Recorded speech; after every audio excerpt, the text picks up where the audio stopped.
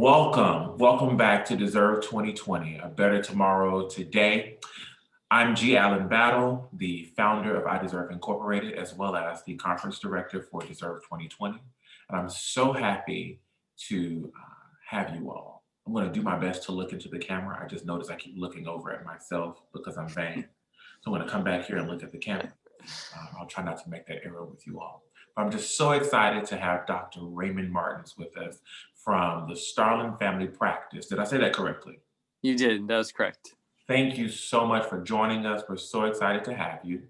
So how about you take a moment and introduce yourself? Sure. So like you said, I'm a physician at Starland Family Practice.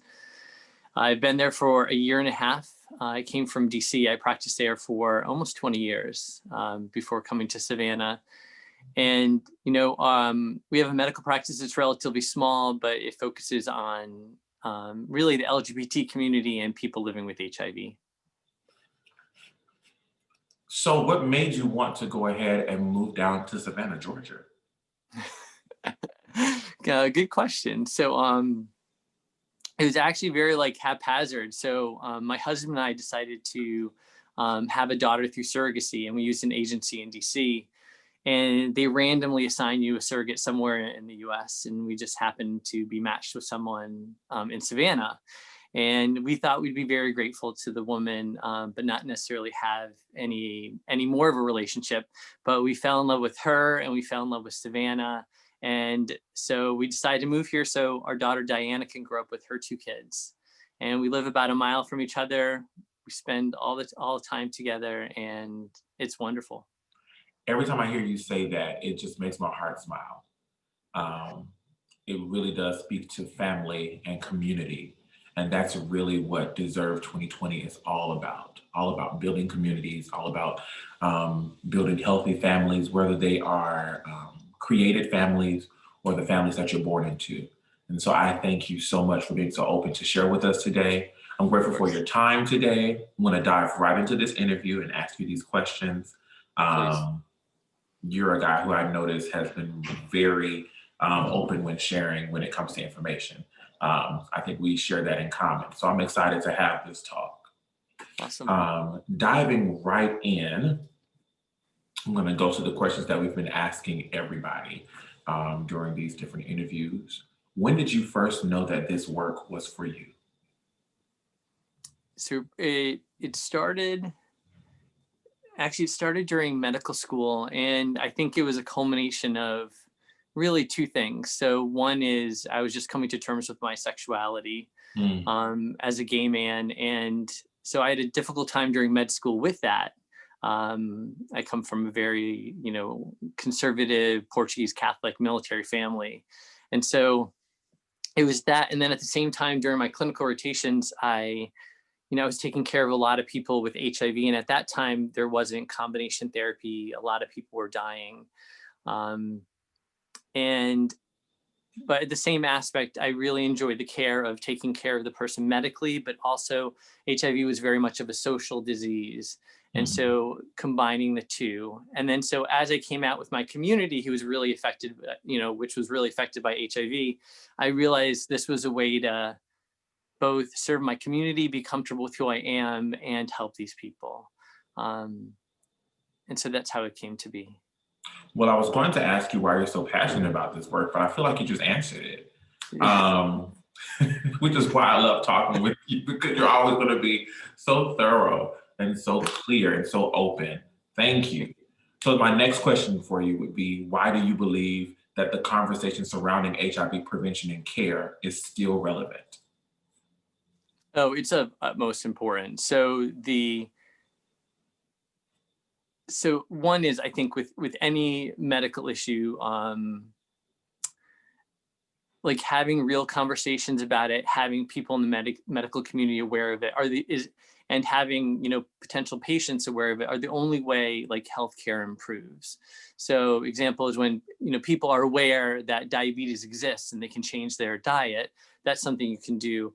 The thing I love now about HIV is we have great medical interventions. So with anything, there's not one answer, but this offers like 2 additional answers that we didn't have before. And when I'm referring to 2 of them, one is, if someone's HIV positive, we put them on medications, their viral load's undetectable. It's impossible for them to transmit it to other people.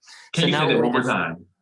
Yeah. So if you are HIV positive and you are on medications and your viral load is undetectable, below the level of detection for the labs that we do, it is impossible for you to transmit to someone else. So not only do you keep yourself healthy, but you can keep other people in your community healthy. There we go. Amazing. And then also now there's, HIV pre-exposure prophylaxis. It's been out there for a while now. And it's the idea that you take a pill every day to prevent HIV.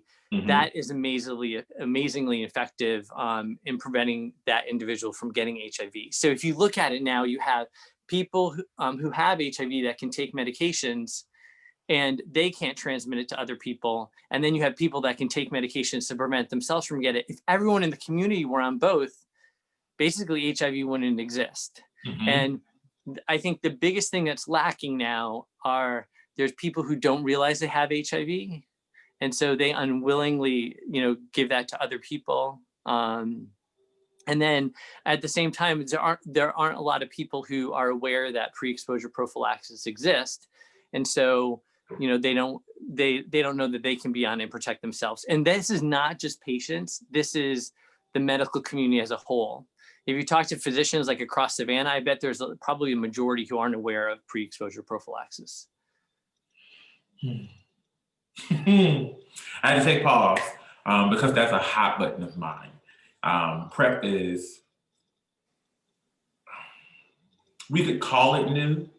And I for those who don't realize what I just did, pre-exposure prophylaxis is the extended phrasing in the name for what we often call PrEP. We could call it a new offering to the community, but it's been an offering that we've had for quite some time now. Yeah.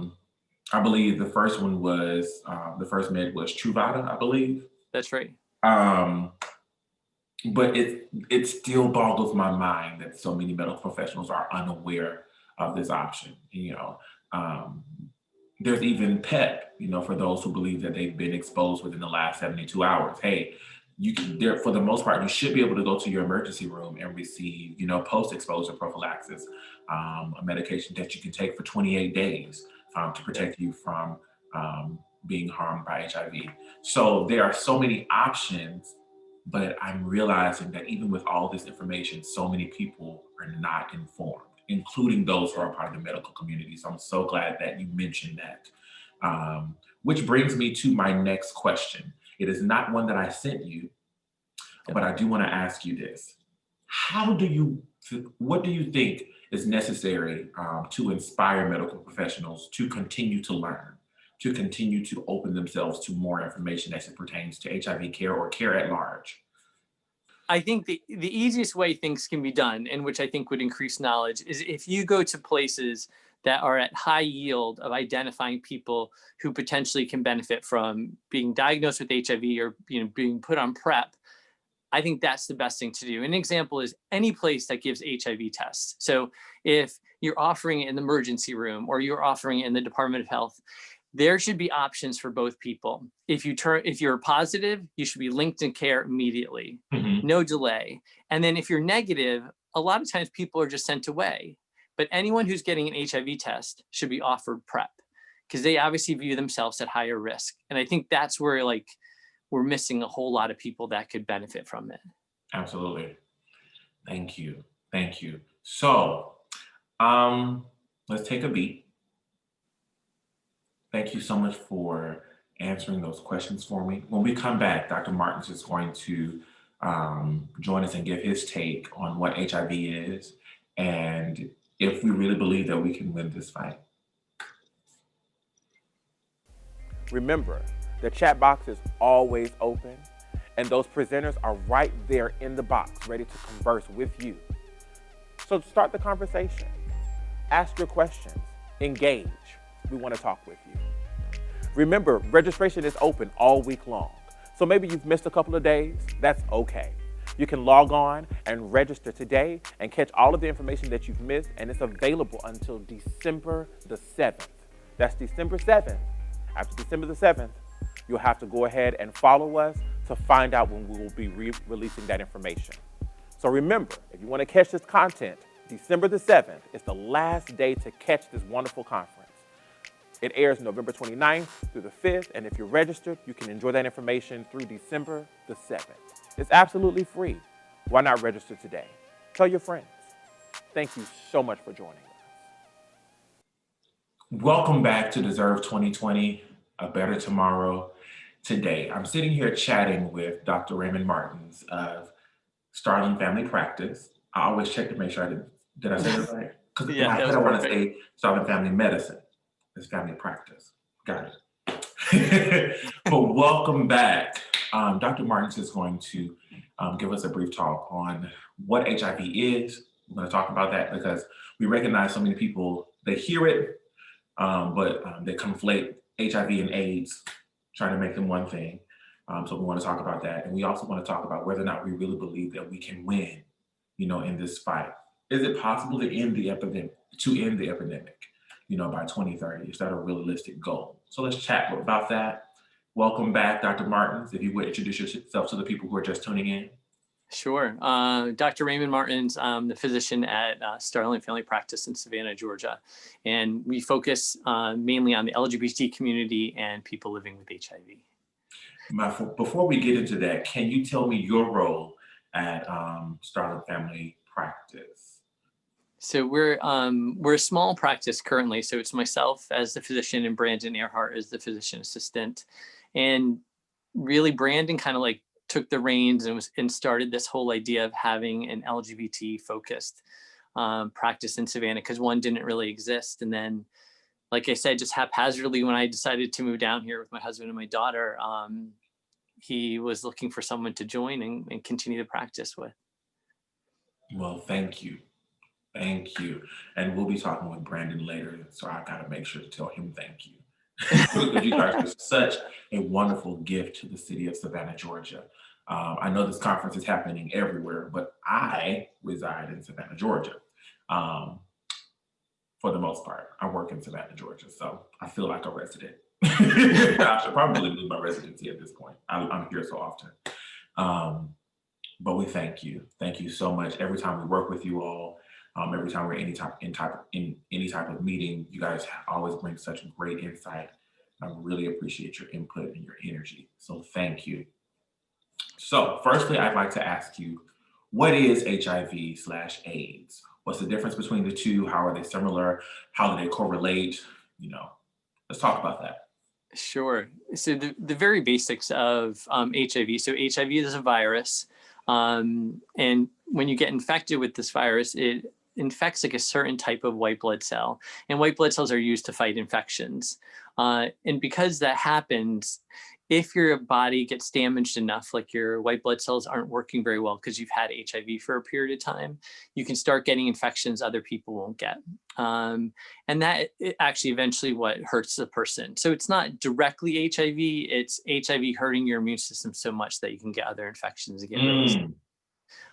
The thing about, I feel like HIV/AIDS, those terms, it's very indicative of where we are now and where we used to be. So before there were medications, people would get sick and they would develop AIDS. And that means their immune system was damaged so much that they started to get those infections.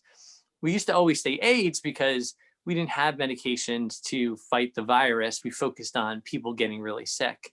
And now the great news is most people don't get really sick at all. It's actually very easy to control HIV. And so I feel like the terminology is wonderful because it went from AIDS, and then some people still say HIV/AIDS, but it really just should be HIV. AIDS is just like, it's a secondary term that hopefully is not necessary at all. Yes. It's funny, I went to visit my family, my parents, and my dad and I were in the car. We were somewhere, and I had on one of my work shirts. I previously worked with the Coastal Health District here in Savannah, Georgia. No longer with them, but I love their team. So you'll see quite a few of them speaking throughout this conference. But I was wearing one of our event t-shirts, and he was like, I want one of those because I love to support the work that you do as well as the life that you live, being someone who is living successfully with AIDS. And I was like, have we not had this talk? I love it. So I was able to sit down with him and break down the difference between HIV, the virus, and AIDS, the condition. Yes. And at 50, how old is my father now? I turned 33 this year, so my dad is 59. Yes, he turns 59 this year. At 59, I watched the light bulb come on in his head. It was like the lights, and he was like, oh. And my physician had sat him down and had a full conversation with him and my mother and my siblings, you know, so they could ask any questions they needed to ask and things of that nature. But this time, as I was talking to him, he heard me. And it was like, oh, so you're not sick? It's like, no. I'm probably more healthy than most of the people around me. It's probably true. You know, my numbers are excellent. I'm undetectable. I have been since January 2014. I plan on remaining that way. You know, I'm on top of my stuff, you know. He was like, oh, it was like a breath of fresh air, and a load was released from him. It seemed like he'd probably been carrying this load since he first found out that I was positive. This entire time, I didn't realize it because we had the conversation, but he had to walk through his process. So he was thinking I was sick all this time. Wow. You know, so I was so glad to break down the difference between the two. And hopefully, like you said, hopefully AIDS becomes a term that we never have to use again. Yeah. Ever. With that, do you believe that we can really win and make AIDS something that we never have to talk about again, and eventually HIV something that is a thing of the past? Absolutely. And I mean, the reason I can say it with that like conviction is the fact that, you know, back in the day, like I said, during training, people were dying all the time. It had such social stigma. In some ways, it still does a little bit, but you know, but I feel like out of darkness like that, there's always hope. And, you know, hope eventually came in the form of medications that were very effective. And now we're up to the point where, like I said, you can prevent HIV really well. You can control HIV very well. And the biggest thing is really just making sure that, you know, the medical community and patients are aware of the opportunity. And so as long as you do that, that's kind of the key. So the biggest thing is if you're diagnosed with HIV, you want to get that person in care. So when I worked in DC at the medical center I was at, we formed a program called Red Carpet Entry. Mm-hmm. So if someone was diagnosed with HIV, it could be on a mobile testing van. It could be in the health center. It could be in an ER at one of the local hospitals. We got people in that same day to start care. So they met their medical provider, they met their nurse, their whole care team, and they started medications and they remained in care. And so as long as we focus on the parts that aren't ideal yet, we can totally take care of this. Awesome, awesome. And I love how you gave some specific examples of how we can shift things in the medical community and in the public health field to streamline and to kind of make express or make normal the express care and express entry into care of patients to kind of, because I've noticed the longer you wait to get someone into care, the less likely they're going to remain in care. Yeah, well, we found right then, we build that connection with them, we open the floor and we make them comfortable immediately, they're more likely to stay in care. So I love that idea, I love those examples. With that being said, how can we speak to the regular community member, the regular individual who may not be positive, they may not be an active HIV prevention advocate or an HIV care advocate, but they are looking to learn, they're looking to benefit the community, they're looking to get involved. How can the regular neighborhood individual work to prevent HIV from spreading and to work towards the end of this virus? Yeah, it's all about open conversation, like you talked about earlier. So someone who becomes aware of it, who's in a community and they just happen to bring that up as part of like any health conversation. So, Mhm. you know, diabetes comes up at, you know, Thanksgiving dinner because everyone's eating like pounds and pounds of food. It's the kind of the same thing, you know, HIV should be a topic that randomly occurs. And as long as people become educated person by person, that's the way things will change. Thank you. Once again, you guys have been hearing this entire conference. Conversations. We've got to start having some open conversations. And not to plug a future session for this week, but there is one where we'll be having a kitchen table talk, basically like a family discussion of sorts, where we will be having an open conversation surrounding what it takes to build a community and to enlighten and empower and educate our communities, not just surrounding HIV, but surrounding mental health and care and wellness. What is that going to take? So you want to make sure you tune into that. That's later this week, though. We're going to stick here for a moment. Dr. Raymond Martins, I appreciate so much your time and your patience as we got set up for this. You guys, we logged on 2 or 3 times. But I thank you so much. You have been a joy to have this talk with. I do have one question that I want to ask you. We've been asking all of our session participants this. This is something that I Deserve likes to ask everybody. Yep. When you hear the phrase, I dream, I speak, and I receive victory, what comes to mind?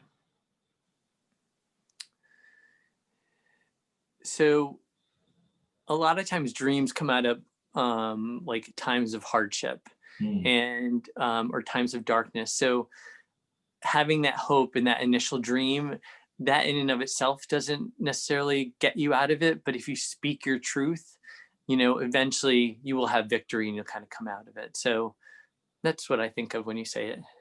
Well, thank you. With that said, thank you so much, Dr. Martins. Thank you, Starland Family Practice. Thank you, Savannah, Georgia, for having all of these amazing people who inspire the community. Thank you, the viewer and the participants who are logged on right now watching this. We appreciate you guys. One thing I want to remind you is that we're available. So as you're watching this, or maybe you finish watching this session and you have questions, answer those questions in the chat box and in the comment section below. You're going to get answers. We're manning the comment box. We're manning the comment section to answer any questions you may have. And if you'd like to join our mailing list to get more information, you can absolutely do that. Just visit gallenbattle.org. That's GALLENBATTLE.org to get more information there. We're so excited to have you join us on that mailing list to find out ways to volunteer in your community, wherever you are in the US. We're just excited. Thank you so much. If you want to get more information on Starland Family Practice, it's very simple. I'm going to leave that to Dr. Martins to give you that information. Sure. Probably the easiest way is one is you can obviously just Google it. It works really well right now. Right. But if you just go to starlandfp.com, that's starlandfp.com, there's actually a communication tool right on the front page where you can either talk to us, ask us directly a question, become a patient. So we try to make it as easy as possible. It's that simple. Hey, tell your friends about the following sessions that are to come. Tell them about this one because this session will remain live throughout this week as we broadcast the conference. Come back to it and watch it a few more times. Maybe you didn't get everything the first time. We've enjoyed having you with us. Thank you so much. Thank you, Dr. Martins. You all have a wonderful day. You too. I'll see you.